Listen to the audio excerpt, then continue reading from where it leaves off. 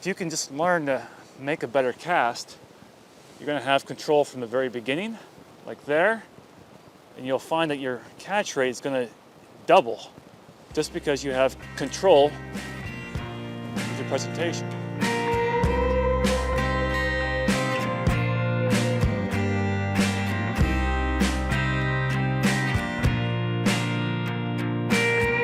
Hi, my name is George Daniel. I'm a fly fishing guide instructor, and I teach at Penn State University fly fishing skills. We're here in central Pennsylvania showing you some of my home waters and talking about some of the tactics as well. So we're switching techniques. We're going to a Euro rig, single fly, deeper water. Dry dropper could work, but we're talking water now. It's about 3.5 to 4 feet in some of the sections here. And our dry dropper was pretty shallow, and I don't think the fish are active enough to move 3-4 feet off the bottom to the fly. So we're just going to work the depths right here. This mono rig. Again, when I'm working these rigs, like mono rigs and so forth, I like using a single fly, usually for starters. You know, heaviest fly is on the point. Anytime you add a second fly, you're fishing the fly higher in the water column. And again, unless those fish are lifting, to me it doesn't make sense to fish 2 flies, and especially 1 fly that's riding higher in the column. So I'm just sticking to 1 fly right now. The fly that I'm using is just a Chewy Caddis, just a simple little caddis larva version I came up with several years ago. But it's just a nice general attractor. You can tie this in a different variety of colors, but just imitates a caddis larva. It's got a little bling with the UV micropolar chenille. Its thin profile, it quickly drops. You have the little polar chenille legs that give the fly a little more movement. But it's just a nice general all-around caddis larva pattern, and achieves depths. And especially with mono rigs, what I like about the mono rigs is I try to go as thin as I possibly can. This fly that we have on might have a 2.3 bead on it, maybe a little bit heavier, but the thing with mono rigs is that you can achieve a lot of depth with very little weight if you have a thin leader system. So when you're making your cast right here, the line that's hanging outside the rod tip, it's going to have some sort of mass. There's a little bit of a belly. So the thinner the line, the less sag you have and the less counterweight you have going on. So with a very thin leader like this is pretty much all level 6-pound test mono. Because there's very little mass outside the rod tip, it allows my nymphs to drop quickly. And more importantly, because the fly is light, it just drifts naturally. It's not dredging on the bottom. It's just kind of moving freely with the water column. And all I'm doing is just staying with it in the presentation. So we're working distance at first, laying the tip of the sighter on the water. And then maybe as we get closer, we're going to go a little more vertical, but we're just going to lay the tip, float it a little bit, and then go vertical here in just a moment to achieve some depth. And when you're doing this correctly, or when your flies, what I want to say is if your flies are on bottom, you'll watch your sighter, you'll see like this little nervous twitch within that sighter. When you see that, it's telling you that your flies are drifting nice and natural on the stream bottom. The other thing I like about an ultra thin mono system, and I know everyone's got their way of doing it, but when you have thicker monos, it's like less sensitivity. It's got like a thicker membrane. And when the fish strikes, you'll see with a thicker mono, the line will just simply stop or hesitate. With thinner monofilament, you have so much more sensitivity to the point where when the fish strikes, you'll see it literally jump, hesitate. Like there's very little guessing with ultra thin monofilament when the fish strikes. The takes are that distinct. So that's one of the things I like about the ultra thin system.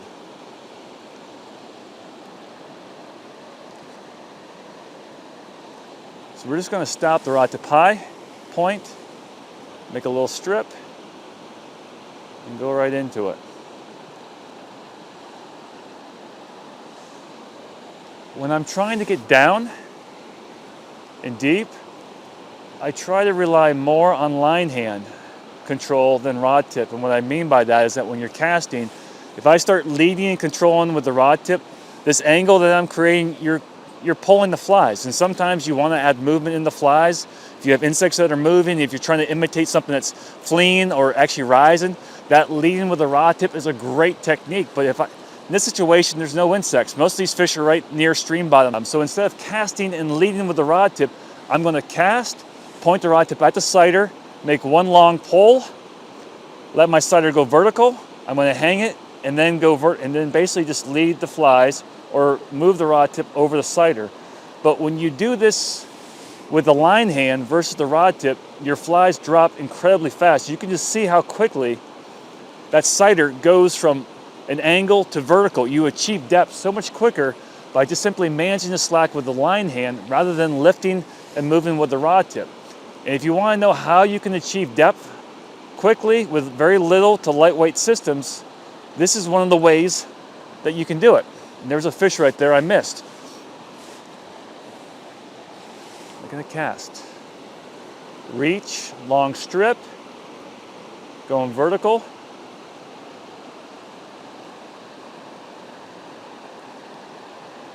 In a lot of situations like this is moderate current with some depth, but a lot of anglers would be using a big fly and or split shots. But when this, I can cast, reach, control.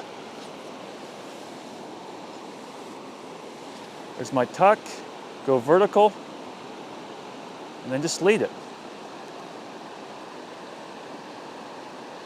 You know, I could talk about this stuff all day long, but when you're nymphing, the sighter is not only a strike gauge, but also a depth gauge. If you're working a deep pocket like this, and your sighter's vertical, and if you're not occasionally kicking or hitting bottom, just lower it to a little lower next time.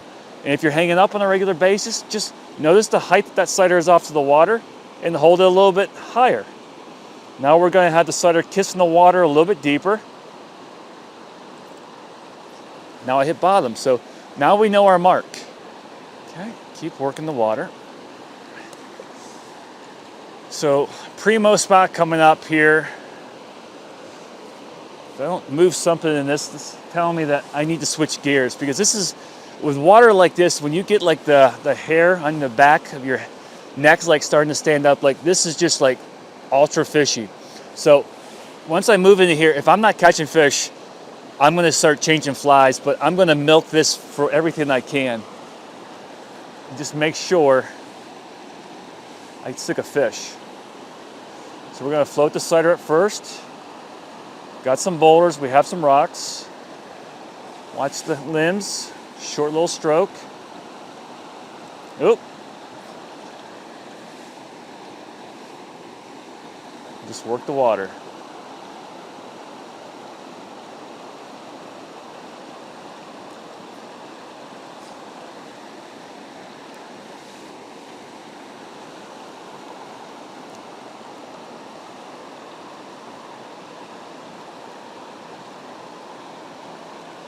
Just a little closer. Tap. Nope, inaccurate. There's your cast. There's your cast. Good drift.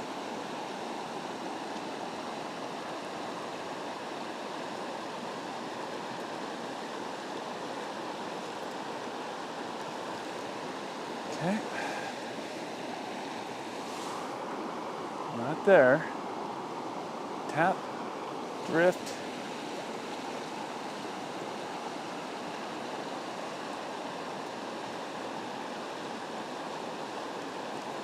One more time, we're going to switch flies here. Go to a little heavier fly. I'm still just, I don't feel like I'm connected enough. There's just, when you're watching your sighter, it's just not as tight as I want it to be in that strike zone. And I feel like I'm doing a decent enough job with line control. And this is just where you just need to add weight. You can go with a heavier fly. But this is what makes fishing so much cool. If it was just walking up and just catching fish at will without having to solve a problem, it wouldn't be nearly as interesting. So that's what I love about just everything here. Even though I consider this my home water, I fish this body of water maybe 60, 70 days a year. Every time I come out, it's always a different puzzle, a different question I have to answer. And that's what just kind of keeps the whole thing interesting. Never gets old. Some days you don't figure it out. So we're going to talk about just a few of my patterns. Simple patterns, but designed for a specific purpose. The first is a Chewy Caddis, which is just in its maybe third edition.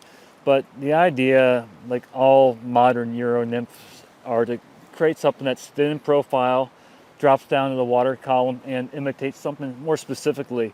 And that is what the Chewy Caddis is. You can tie this in a variety of different colors, different sizes, but just imitates caddis larva.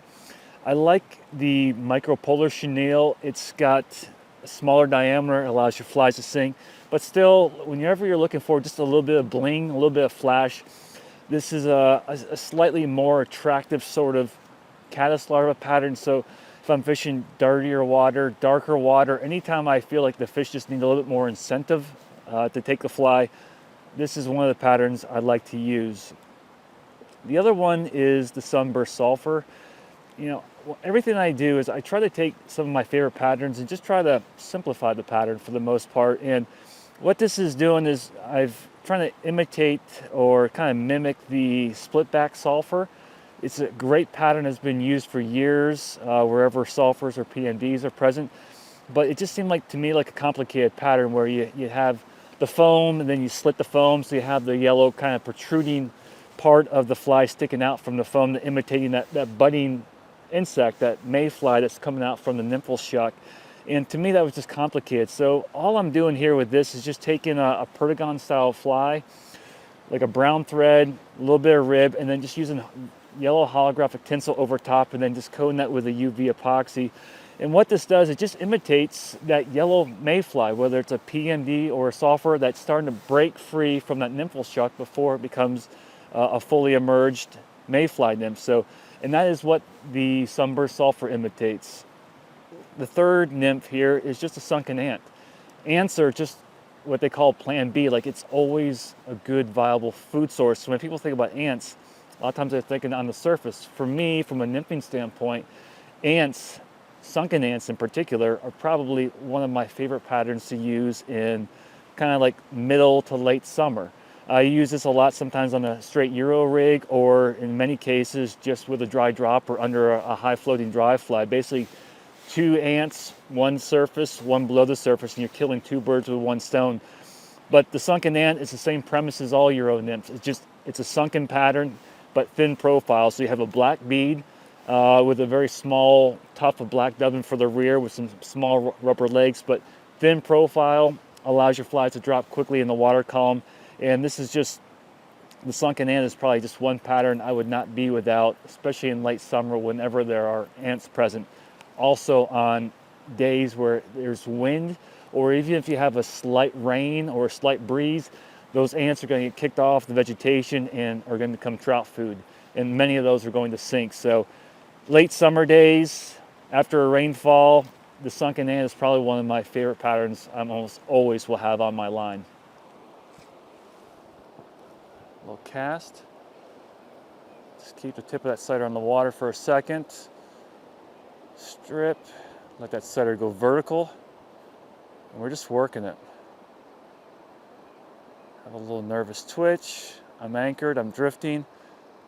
We're just going to swing that out. Just going to work this over a few more times. Maybe let that fly go a little bit deeper. We're going to make a slightly longer cast, give that fly just a little more time to drop before we go into that depression here.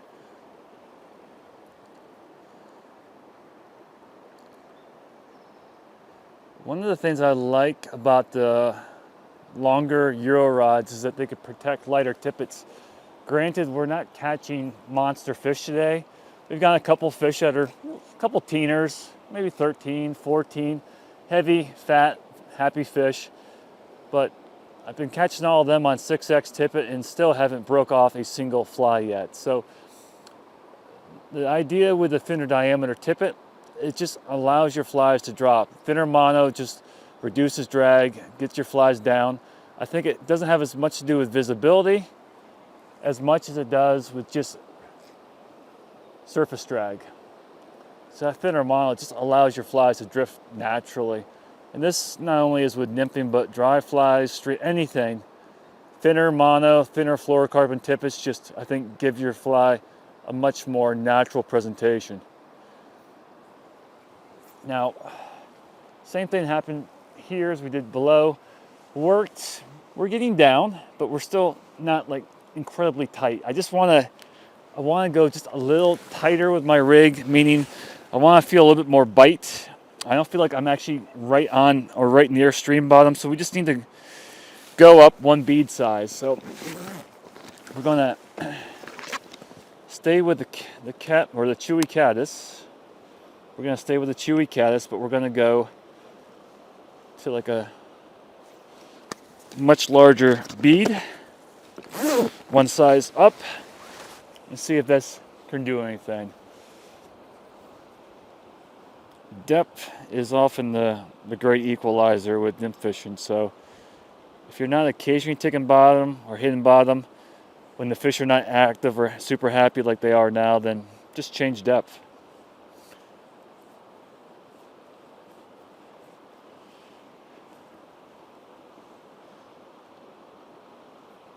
With this 6X tippet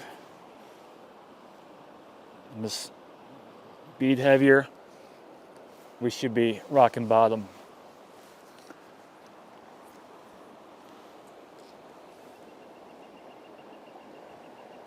I can definitely tell now. Yeah, just tighter.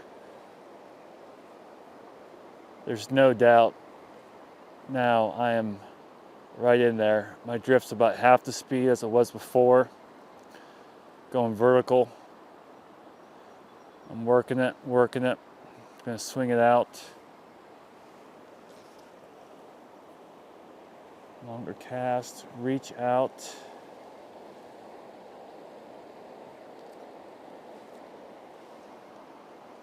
Maybe a fish there. Hit it.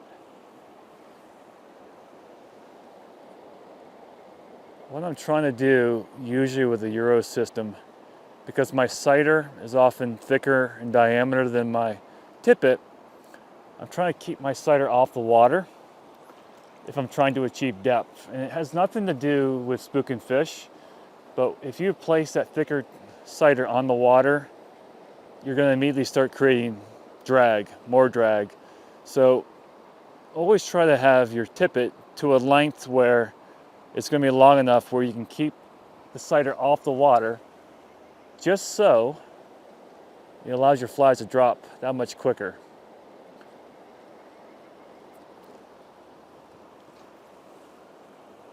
Hit that there. The other thing about the ultra thin monofilament is when you're starting to have a nice strong upstream breeze, which is often the biggest nemesis of a Euro angler.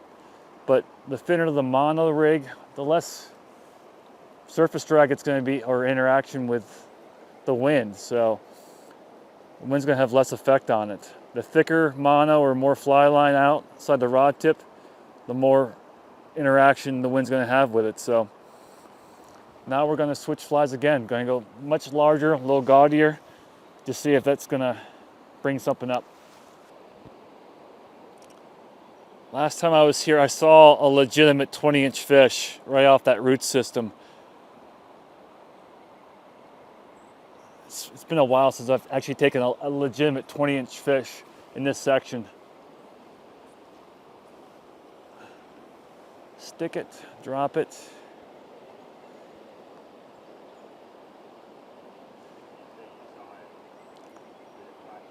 It was chasing a little jiggy fry. Just came out, say hello, a little drive-by, but no real interaction. Just a little flirtatious pass.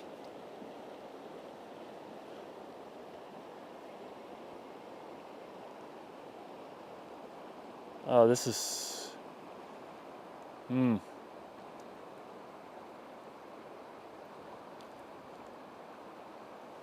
One more. A little slide, a little drop. There we go. A little slip and slide. Not 20, but decent.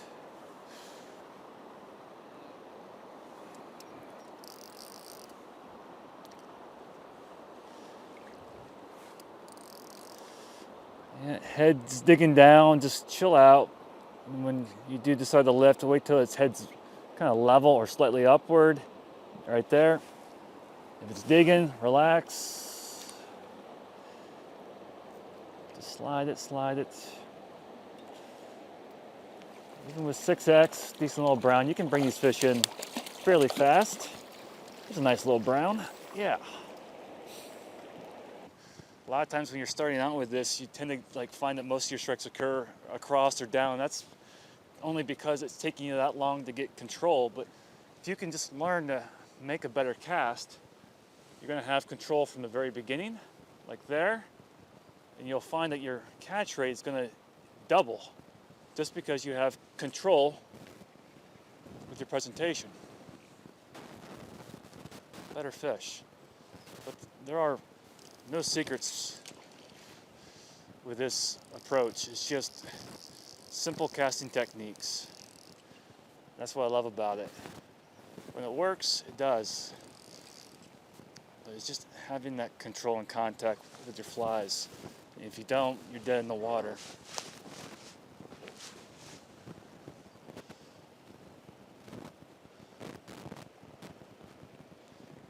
Smooth control. All right. We're going to put on a Chewy Caddis here. We've been seeing lots of little green caddis larvae. And with the granum that's coming off right now, even though this isn't an exact imitation, it might be just close enough. We've got some really good water up ahead. Nice little drop, a little riff. But before we do that, just fish the water that's in front of you.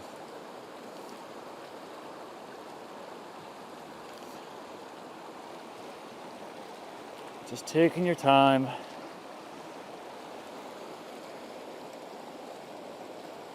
Tight little casting motions, good control. When you're making these casts, there really isn't much body movement. The advantage with these Euro rods is all you need to make this cast work is really just more or less a flick of the wrist. Fly lands, you're anchored, you're in contact, and just fish it out. At least we know we're on the bottom.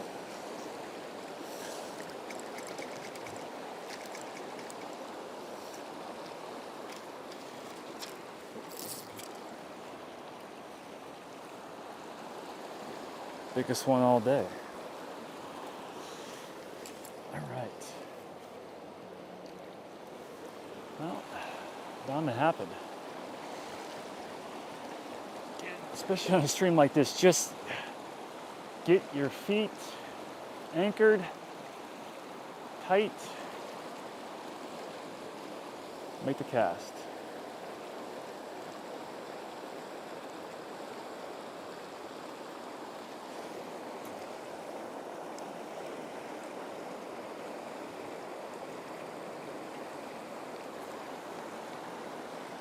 Check your fly, veg. Let's go up and cherry pick this.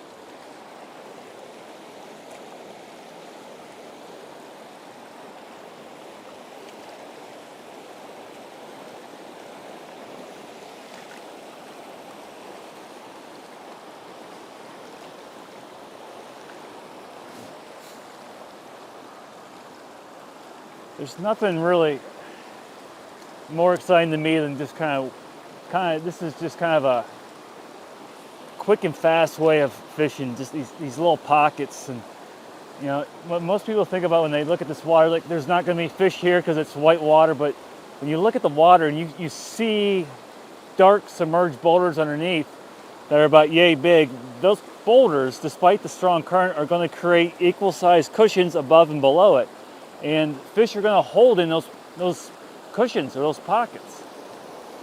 So this is a target-rich environment. And right there, something like with that little Chewy Caddis, something that doesn't have a lot of weight, but just enough with a thin leader formula,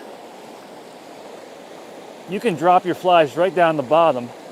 And this is what I was talking about with the cast. That strike occurred within a second or two of the flies landing.